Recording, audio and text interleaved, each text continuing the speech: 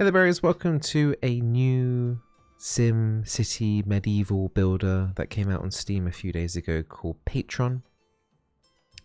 As you may have guessed, if SimCity, it's like you're building up a colony, you're feeding your villagers, you're keeping them happy, and you're just running the entire town basically and choosing where to place buildings and things like that.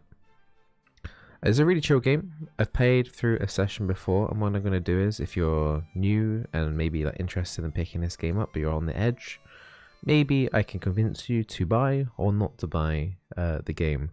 It's around about £15 on Steam at the moment, give or take a couple of pounds, so it's not overly expensive. The amount of content in the game is quite fast, but we'll go through the game at the start. We'll talk about the early game a lot. I won't go progressing too far in the game. That we'll try and keep this video down to a short 1 hour maximum, to try and not spoil too much of what happens later on into the game. But we'll get you through the raw basics, and maybe if you are having some trouble surviving at the start of the game, maybe I can help out there. So we'll start a new game here under the town Bizzleberry with a very nice plant banner. There aren't that many banners that you can choose from, unfortunately. The customization here is fairly limited. As you can see, that was all the banners there, all quickly shown. And your town doesn't really show the banner that much, so choosing your banner overall isn't actually that important. But what this game does provide is a lot of different maps. Now, I personally have played through the volcano map and, let's just say, completed it. If you are an experienced Sim City builder, the volcano map will give you an okay start. The early game is actually, not too easy at the start, but as you progress through the mid and late game, it actually gets pretty easy. So volcano is great if you're new to starting out with all the default settings, if you've never played a sim game before. But if you're more experienced, then I would recommend trying out one of these slightly harder difficulty ones. As you can see, there's lots of different maps, different weathers, different types of soil fertility and ore richness. And now we've got entering like the Oasis, which I haven't personally tried yet, which is meant to be more of a challenge. I believe on this one it's much more dry, so it's going to be harder for you to get farms placed down. And then we have some other challenges here as well. It looks basically the main challenge seemingly is basically it's hard to get farms. But for the basis of this video, let's not go too crazy. We can try something like Pine Ridge. I haven't even been on this map before, so it'll be a new experience for me. Soil fertility is high, ore richness is high, so it shouldn't be too difficult of a gameplay still to work through. So once you choose your map, you've got lots of presets. You can change it to hard mode, extreme. As I said, if you're familiar with the SimCity kind of like building other games like this, like Banished, then normal might end up getting boring for you, honestly. So I would advise you to maybe tweak it up to hard after your first half an hour of playthrough after learning the tutorial. But for the purposes of this video, we're going to just start on normal and just work our way through this, just so I can get you interested in the game or started out.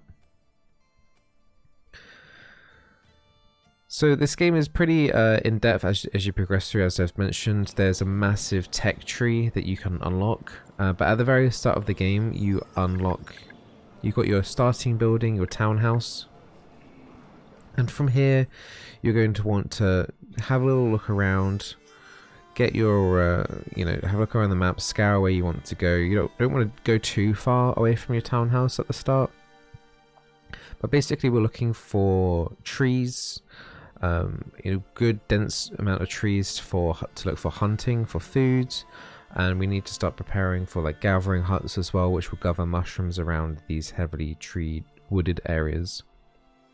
Also dotted around the map you have these little ore nodes that we'll be able to gather. We'd better tell our workers to gather, and also mixed in with these non-colored stones is just stone. So that's all iron ore, and then next to it is the stone. There's a big patch of stone ore over there. You will see like these bears littered around. They don't actually attack your villagers from what I've seen. There is a chance that the hunting lodge that we'll unlock later on to help us gather food might contribute to that, but I haven't really seen that necessarily be the case. But at the very start of the game, you will get given a mini tutorial at the top right hand corner, but because we've already done that, that's not showing for us. So what we want to do is we're going to need some houses for our community. Let me just move myself over down to here. So we've got houses here that we're going to want to build. And if you mouse over the residence icon on the bottom left hand corner of the panel at the top left, you can see how many families we've got. We've got 5 families, so we need 5 houses. So as long as families are occupying into a house, they will proceed to, you know, have fun and you know, make more children. You can put down a general shelter, which will house excess residents and house more people, but they won't procreate in the shelter. So you can actually like cap off your population by popping down lots of shelters as opposed to having lots of houses. But because we want our population to grow, we're going to put down a house. You can rotate buildings by pressing R, so we can have some fun with this if we wanted to. So we'll just pop some houses down. We want 5 houses. 1, 2, 3. We'll make a little street here. Let's do something like that. 5 houses. Now it requires 20 coins to build a house, 12 lumber, and 5 stone. And if you look at the top left hand corner, 12 times 5 definitely is greater than the number of 38. So we need to tell some of our workers to gather some lumber. So the icon on the bottom right hand corner, you've got clear buildings and resources, and we have gather trees. So what we can do is we can eradicate this tree line here and just tell all of our workers to gather those. Also, we can gather all resources option, where we can tell them to gather the ore. There's some ore there that can be gathered, and gather the stone and ore there too. And that should help our resources start flowing in nicely. So as you can see here, we've got our workers. All of them are technically workers, all the adults are, and they're taking resources from our townhouse, and they're starting to build the houses. Now what we will need quite early on is a depot, a location to where the workers can pull resources out and put resources into, so that the other distribution chains can sort it out easier. So we'll have to go into our production buildings. And at the very first one is depot. We don't have lumber. Hopefully the workers will gather the lumber soon. But we can put a depot going into this forest area just to help the distribution, because we will be gathering meat and mushrooms and all that good stuff from the forest. So if we put the depot nearby,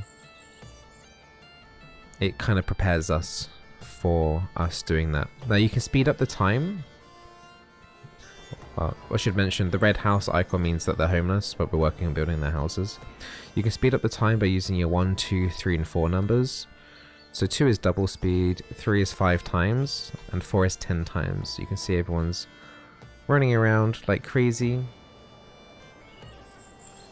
They're starting to build the houses and the depot. Now we've got the planning, you know, for the housing already sorted. Let's start sourcing out the food that needs to start coming in. So let's get the gatherer shelter planted down first. So you can see the worker efficiency. Anything over 100% is extremely good. Anything around about 70 plus is good. So here we can get a lot of mushrooms and all that good stuff here. So let's plant down this gatherer shelter here. And next to it we can put down a hunting lodge. Once again, as you can see, the efficiency goes up quite a lot, and it does seem to have some impact with the bears. So like if you can get like a bear or 2 in the circle, like these little mounds here seem to indicate like hunting. So the hunting lodge here would be pretty good. But later on in the tech tree you will actually get bonuses by building some of these more naturistic production buildings, like the hunting lodge, the gatherings lodge, etc., if they're actually next to each other. So we're going to build this hunting lodge next to the gathering. And then that should eventually start off our food production chain. So let's speed things up a little bit here. So we still have some homeless people. That's because there's lumber deficit. And now it's raining. But we do have that depot, so they're pulling resources out from this depot and using it to help build these buildings at the top here quicker.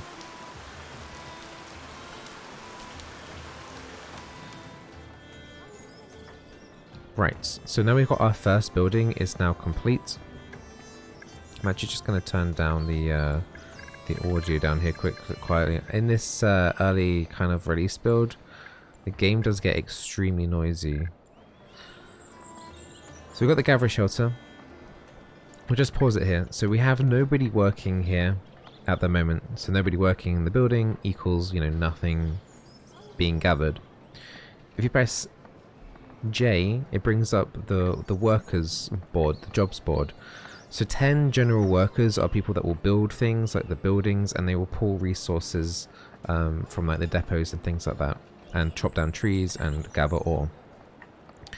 Carrier is because we built the first depot. Every depot ideally needs a carrier. So we put one in the carrier, and they actually get a movement speed, I believe, the carriers, for moving goods around. So if you just assign someone to be a carrier, then they already get a bonus movement speed for that. So now, because we built that gatherer's lodge, we can now assign some gatherers. As you can see up here on this menu, we need 2 to fully optimize this location. We can either do it from the jobs board, or we can do it from independently from the menu from clicking on the gatherer shelter. So we click on the top left hand corner, we press the plus 2 times. So now we have 2 people working there. Now later on we can choose to expand that, so we can add more worker slots for more money, or we can increase the efficiency rate of the building by spending coins and lumber. Early on, the gatherer shelter is one of the cheapest and best things to upgrade early on, so we'll be doing this soon as the production goes up immensely per point. But because we need the lumber for our other resources at the moment, we're going to hold off on that just a little bit for now. Now the Hunter's Lodge requires extra materials to actually run. So the Hunter's Lodge has just been completed here, and it as you can see from the production window here on the gatherer shelter, it's just you need people to pick up the herbs, bring them back, that's it. The Hunter's Lodge is slightly different. You actually need lumber and iron per year to maintain this building. Now, presumably they're using the lumber and the iron to make traps to help capture the animals. So you're going to need resources going into this building to ensure that it maintains, and that is a very common theme throughout this game, buildings needing X, Y, Z resources in order to make another product that your people can then use. Sometimes that product is then used in an upkeep in a different building, and you can kind of see how the production chain goes on like that. So we haven't got anyone working in this hunting lodge, so we'll assign one person in here to help gather some food. And over time someone will then work into the building, just waiting for someone to enter. It does sometimes take a little bit of time, but someone will work into this building. There we go. I'll pause it here now. So now it takes 60 lumber and 60 iron per year to maintain. Now, chopping down lumber is a relatively easy task, but iron, these are finite and these will disappear. These won't respawn. So at some point later on, we're going to need to put down an iron mine that will produce iron at a regular rate to help maintain buildings like the hunting lodge. So we're producing 200 food per year from this building, and leather. Leather will later be used in clothing, which we'll need when it gets to winter, gets colder. We're going to need things like firewood. Clothes don't necessarily help with the temperature, from what I can tell. It's more of a luxury good to keep them happy. But we need to worry about firewood and more lumber soon in order to maintain our colony through when it gets the colder periods. So now we have some buildings now that are helping generate us some food. We can also add to this as well, we can add a forester's hut. Now, Forest's Hut is good because not only do they chop down the trees for you, but they also plant new ones. So you kind of want a Forester Hut not too close to the gathering stations, because the more trees that are nearby, it seems to give them a better boost. But we can put it relatively near, so we haven't got too many things too dotted away, but they will replant the trees and things like that over time. And as you can see, as we're building more buildings, we're requiring more people to take up those jobs, which means our overall worker number is going down. And that's the biggest bottleneck early, is managing how many workers you have working in buildings versus workers. So I think we should start gathering some more resources, that this big iron patch here can easily be gathered and popped into this depot. And we can chop up some trees. Oh, we've already got some trees chopping down here. Brilliant. So we just make sure we keep everyone busy. Keep everyone, you know, helping. Don't want anyone inactive, especially in this early period of the time. So when you mouse over the food, you can see how much you produced this month and how much you're using. Now it says we produced 481, and I think that's just because that's what we spawned with. So I think that information is slightly inaccurate, but we are knowing that we are using 140-ish food per month. So we need to keep an eye on that. So this lumber, this Forester's Hut has been completed. We'll assign someone to work there. And we can start looking to upgrade these buildings. So it's better to have a surplus of food rather than not, otherwise your people are going to starve. So let's upgrade these baskets now while we have the spare lumber and spare coin. And I'm happy to go pretty aggressive here into that. So we've got 75% production going. We should be getting around about 1,000 fruit and mushrooms per year from that. One thing to say is, just because you're gathering one set of mushrooms doesn't indicate that being one food, because your people will like to have variance in their diet. They would want some mushrooms, they want some meat, you know, as you normally would in real life. You don't want to just be eating plates of mushrooms every single day. So your villagers will combine meals together, ingredients to make their own meals in their own houses. So our hunters are gathering our meat, getting the meat inside the inventory. The forest hut will start working on cutting down trees in the local area and replanting now new trees. And to add to the variance into the diet, we can look into getting a fisherman's hut. But research fisherman hut is required. Well, if you press U, it unlocks this whole research tree, and at the very start it does look quite overwhelming, but my best tip for you is, if you are new to the game, is get the basic things that you need. So for example, we're going to want some more food still, so let's unlock the fisherman's hut. But work your way towards the middle. You see these lighter coloured white sections, like the gathering hall? Aim as much as you can to go down the middle, and then only take some things on the side that kind of get your attention, like for example the clothes shop. The reasoning behind this is that you unlock more key things down the middle, whereas the side paths are more kind of not necessary really to keep your civilization happy. But the tech down the middle is like the more booming kind of era advancements. So we just paid for that research, and that happens over time. Unfortunately, at the moment you can't queue different research, so sometimes later on into the game you actually be staring at this window waiting for things to happen a little bit, which is one minor downside of this research and not being able to queue things. But unlocking this fisherman's hut will then allow us to then get some fishing for our colony. So everyone's working away. We've got 5 houses. We have 6 young and 3 children. This research should be completed soon. Ta-da! And easy as that, now we can put down a fisherman's hut. Rotate the building around with R. And that looks decent. So someone will work that, well, we'll build this, and then we'll have to assign a fisherman to actually work in the building. It is raining a lot here.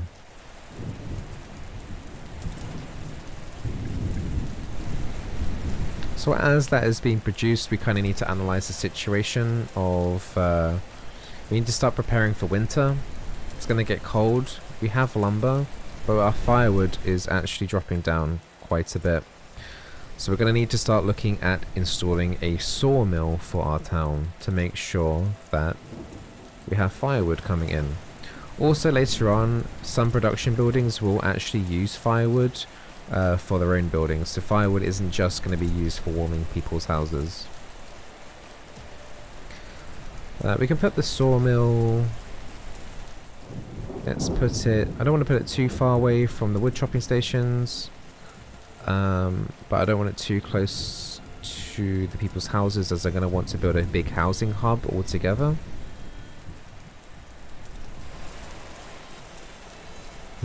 Somewhere around about here seems fine. So now we need to assign a fisherman. So if we press J, you can see they've only got 4 workers left, and then you can see how the bottleneck is happening. So almost everyone has already been assigned a job in this town. Now it's not just this town that has influence. There's other things that can happen. There can be fires can happen, riots can happen if people aren't happy. Also, there is a king that will ask of you to give you resources. Sometimes the king gives you resources as well if he's happy with you. There's also religion to have to balance as well. So there are other outside factors to have to balance later on into the game. So we have a fisherman. He's gathering 330 food per year. I'm a little bit nervous that our food production is not necessarily enough, so soon we're going to have to look at upgrading our buildings just to be a bit more productive. Like here, for example, 40 coins and 3 tools for 20% more production. Seems worth it for me, and we can probably whack that in one more time. So our fish production has increased greatly to 462, and if we assign another person in here, we can expand that. So let's expand this fisherman's hut and assign another person to go in. You can see that the production rate will basically skyrocket up because if we're working at double the pace.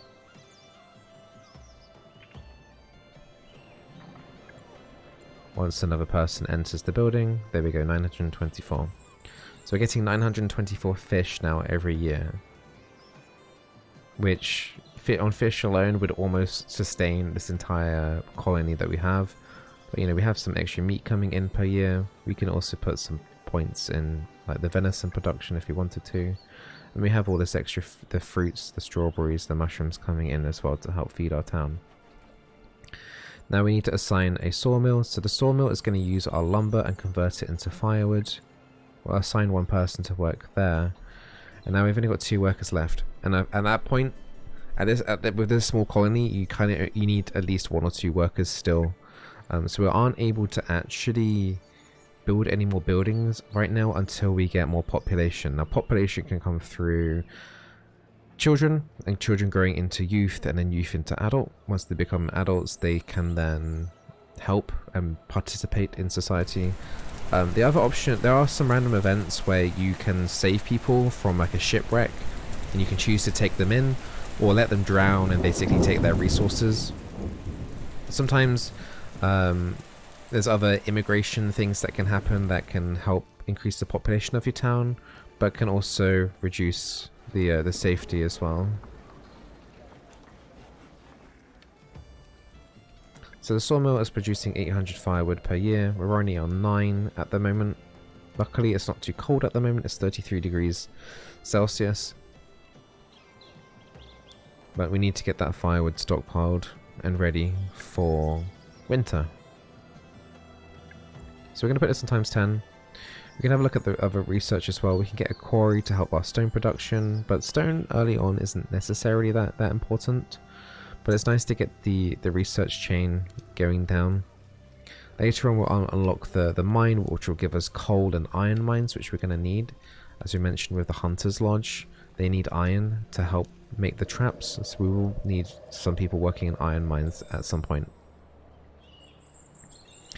The method we're getting coin, if you are wondering, is because of the taxing from the houses. Now, at some point, these young will want to become adults, or they will become adults, and then they want to have their own place to live and start their own families. So what we're going to want to do is to prepare for that. We're going to want to build some extra houses, just so that we're ready for the population to grow. Also, we can build some roads. Roads increase the movement speed of the town by a little bit, nothing too crazy. The dirt roads are free to put down. There we go.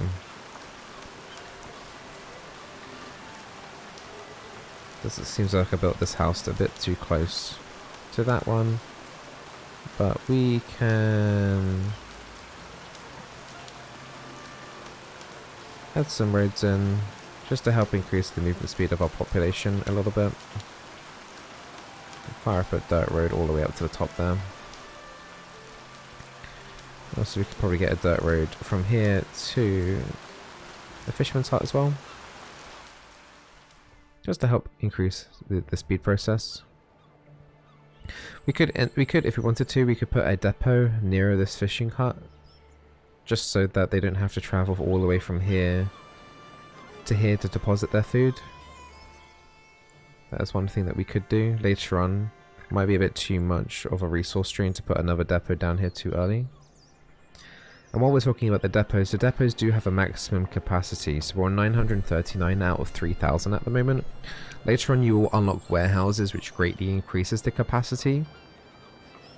But for now we can get away with just putting down a couple of depots, but you won't unlock the warehouses until you unlock the research for that.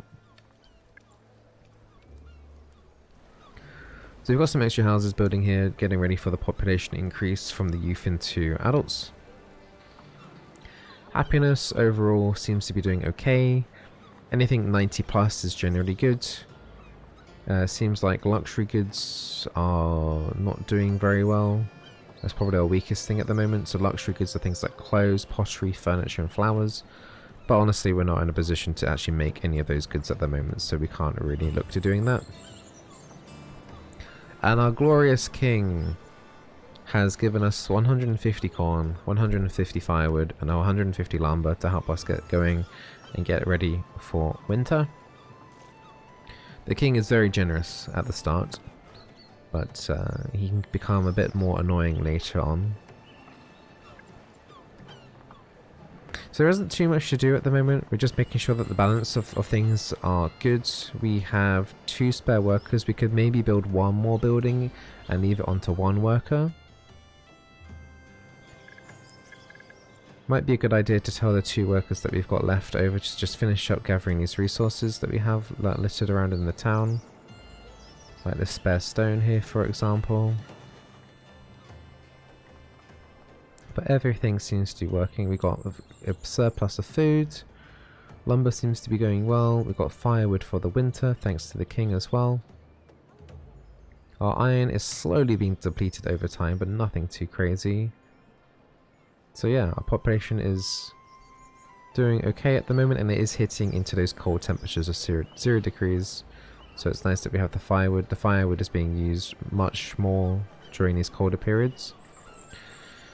If you cook in these houses, you can actually insulate them so that you can reduce the amount of firewood and coal that they're using to maintain the temperatures of their houses.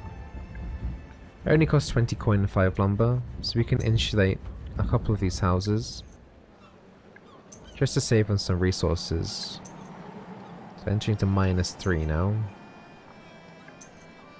So we'll just insulate all of these houses here just so we use a little bit less firewood. And then what we can do later on in the spring timer period, if we have enough firewood, we can actually unassign the person working on the sawmill and give them a different job, and then reassign later on when we decide when we want the firewood to come back in again. So sometimes you will need to like knock people off buildings and stuff, depending on whether or not you actually need them. Now I've actually never seen snow in this game, so this is pretty cool for me. Like the lakes, the rivers have actually frozen over. There's some pretty nice detail there. The snow looks all white and fluffy. I've only actually done the Mediterranean maps, So this is the coldest I've seen it actually go down into the -5 now. But definitely in the Mediterranean maps, the hotter the maps, you don't need as much firewood. So a little pro tip if you decide to play one of those maps. So what we can do is we can keep progressing down into the technology tree while not much is happening. We are accumulating coins over time because of the taxes from the houses. We have unlocked the mine now, so the coal and iron mines. And then we can unlock the toolsmith. And as you can see, we're making our way towards this gatherer's hut, which will give us a first big boost.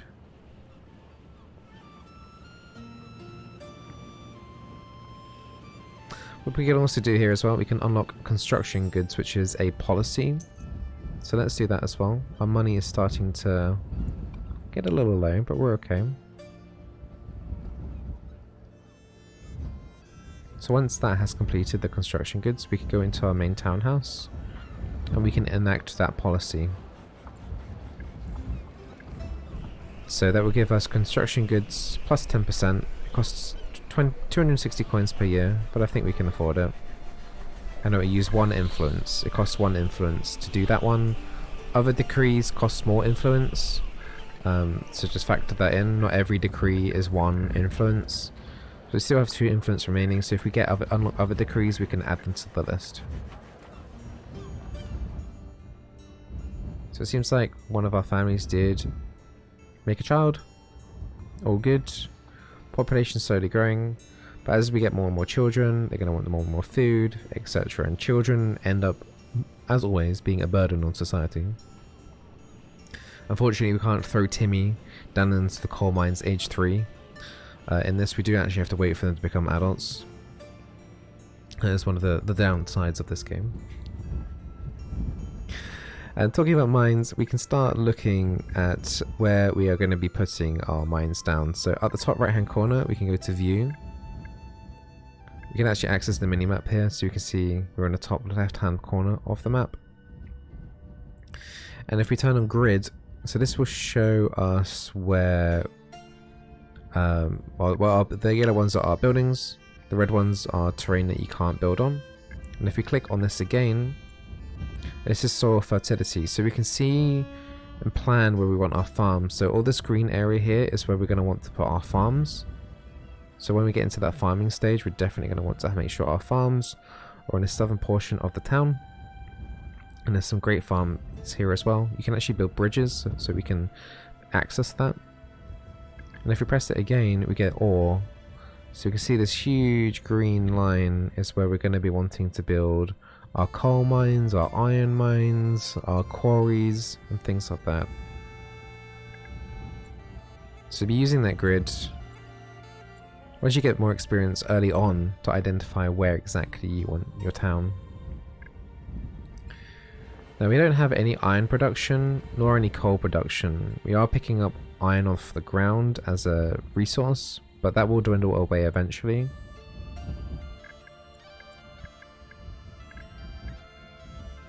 One other thing that we can do as well is we can build wells.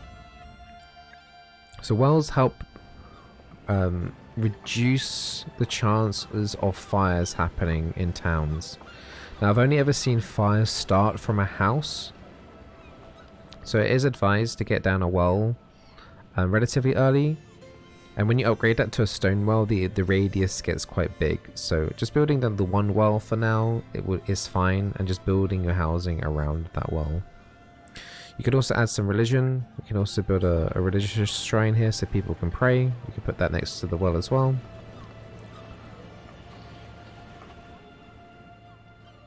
Just to keep our population happy, because religion is falling down below those 90s now.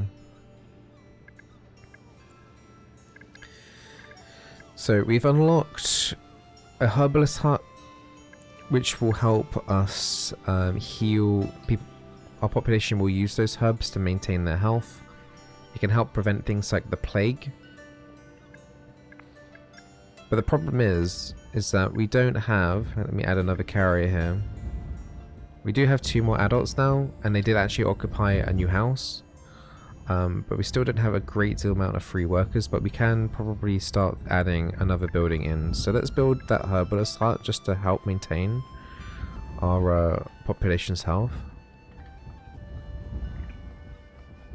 And as mentioned before, there is some research later on where the Hunters and the Gatherer's Lodge and the Herbalists like being all together. They will give each other a bonus, so we want that to happen. Now from experience, the Herbalist doesn't need too much attention to. I didn't find myself going through herbs too often, but it's nice just to have one, just in case any illness does happen. So we'll assign a Herbalist here, and we'll just let them gather herbs. And then that leaves us with 3 spare workers. So I think now is the time to start looking at increasing our ore production. So we've got all the basic resources. We've unlocked an iron mine, a coal mine, and a toolsmith with the research. Toolsmith requires iron and coal to maintain, and the outcome of that is to produce tools. I think for now we can start off with the iron. We don't need coal at this very moment in time until we look at getting the toolsmith in. Coal can be used to warm up the houses, but we have firewood coming in as well, so it's not a massive problem. So we'll build an iron mine up here. From here we could look into adding a depot up at the top here to work with all of these mines as well. But unfortunately we are a little bit out of money at the moment. So when we can, I will look to building a depot up here once the taxes come in. So the royal tax has been increased. So what will happen later on is that you'll be able to build some docks, and you'll be able to trade with the king your resources. You can buy them, buy resources, and you can sell resources. Now what the king has basically done is he's upped the fee of brandy trade, which we don't actually have access to. This is actually quite later into the game. He's upped the trade fee of that by up to 17%. Early on, you don't want to annoy your population or the king, so we're just going to have to accept the fact that this brandy fee has increased, which honestly isn't really that big of a deal. So now we have enough coins for another depot. So if we get another depot at the top here, close to these iron mines that we're going to have and these coal mines that we're going to have up the top here.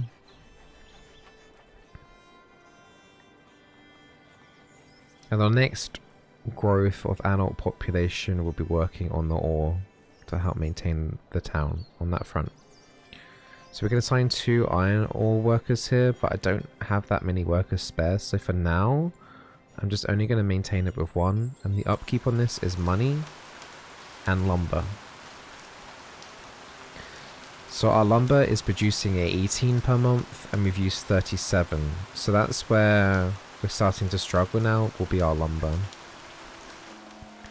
So what we need to do is we need to start looking at upgrading our Forester's Hut to make sure that they can keep up with the lumber demand of the town. Now this one's a bit more expensive. So tree growth speed, the trees growing up to a full state for them to be gathered in the first place. And then we have improved access to actually improve the production. I think for now we'll try and dip into both and just try and just use whatever resources we can to increase that. Also, when we get the next population growth, we might want to expand the Forester's Hut just to give them just to double, triple our production on the lumber mill, on the Forest Hut, sorry. So let's upgrade the fertilizer here again. So the fertilizer has been fully upgraded, so tree growth speed has been increased to 50%. Which should help a lot.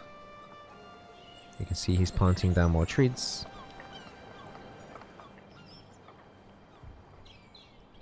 And it's better to upgrade one building and add population to it rather than just dotting down lots of the same building. Just A, because of space, but B, because you would then have to buy more upgrades for the different buildings as well. So the king has demanded lumber, which is the one resource that we're actually kind of struggling on at the moment. I think unfortunately we're going to have to formally decline because we do have a lumber deficit right now. So unfortunately, king, we're going to have to say no. So it's going to give us our peasants. We don't have any laborers, merchants or gentries at the moment, but it's going to make our peasants -5 loyalty to the king, to the crown, which will be impacted here on this heart symbol. You can see the loyalty is down to 94. I'm assuming it was on 99. But this is basically the gist of the game. As your population grows, you're going to want to have more housing. You're going to want to keep the residents happy. You're going to have to be focusing on the production chain by adding more buildings, gathering iron, gathering coal, and then we'll be building tools to maintain buildings. Other buildings will then use those tools. Sometimes these tools are used to upgrade your buildings. Sometimes some buildings will need them in order to produce items. And as you can see, it's all a balancing act and just trying to, get to that state where everything is working fine, your people are happy, you're making money, you're making your way through the research tree, and that's the gist of the game. Now for the more experienced sim players, the reason why I said to up the difficulty earlier on is because once you get going, it does get a little bit snowbally, and the events coming to put you back actually aren't that bad. So I played it on the default settings, and I would recommend if you are a brand new sim player, that's fine. If you're more experienced, do tweak those difficulties a little bit. At least after your first initial playthrough, after you learnt the tutorial on how to play the game, just to give yourself a little bit more of a challenge, otherwise the game can get a little bit too easy. I'm going to show you one of my games of what I've done. I've titled it I Win because I felt like I won the game at that point. So if we load up I Win, you're going to see much into the late game of what a gameplay kind of looks like. I'm not going to try and spoil anything too much or how I've done things, but you're going to have a look at a very busy population. You could definitely expand on this for sure. I've only used probably about 1/6 of the map, but you can get a feel of how big the game can actually be and all the production chains working out. So as you saw those few little houses in that little island, this is my bustling town. We have a church, we have a school, I have a marketplace in here as well. As you can see, the resources on the top left hand corner are extremely high. We have lots of mining going on around this ridge area here. We have a market where we're dealing with the king and trading. And over here, another farming hub here to gather more resources and farm. And I've got another bustling little town over here, and you can see you can do this on the mini-map on the bottom left hand corner. There's still so much land that I haven't touched. This is the first map on the menu, by the way, the Mediterranean map. There are so many of these little islands that I've only barely touched. And honestly, the end game is completely up to you, how far of a town you want to try and balance. As you can see, the housing situation can get quite boom, multiplies like crazy, because we have 321 adults, but we have more than that in population waiting to become adults. So then you need to start planning where you're going to want the housing and get those housing down. That's why I ended up having this town here. This town was designed to handle the population boom that was going to happen, but now I'm going to need another area, presumably around about here or somewhere, in order to facilitate that. So it does become a challenge in terms of balancing out the population. I have progressed through the research tree and basically nearly completed it. There's only a few things that I've left out at the moment, but I still haven't planted all the different things, all the different production facilities and things like that. For example, I'm not producing any of the gentry luxuries or the endgame luxuries at the moment, so still progressing my way through that. But you can see, as the game goes on, I would say I'm probably in the late mid game. This isn't a complete end game at the moment, but honestly it did get a little bit easier, and that's why I do recommend you tweak those settings a little bit just to make it a little bit harder. But I hope you guys enjoyed this look into Patron. If you decide to pick it up on Steam, then I wish you all the best. I feel like I got my time from it. This town here that I built took around about 5-6 hours to do. So even if I don't follow up from this, I feel like I've had my time. I do like these sim building games like Banished as well. I really liked Banished, but they kind of stopped development on it really, and it was a bit of a shame. But I hope you guys enjoyed that. I'll be bringing you more kind of games, first impressions and playthroughs and things like that to help you identify games that you might be interested on Steam or on the Epic Game Store. But I hope you enjoy the rest of your day. Let me know if you do pick this up and if this was helpful, and see you tomorrow for another video.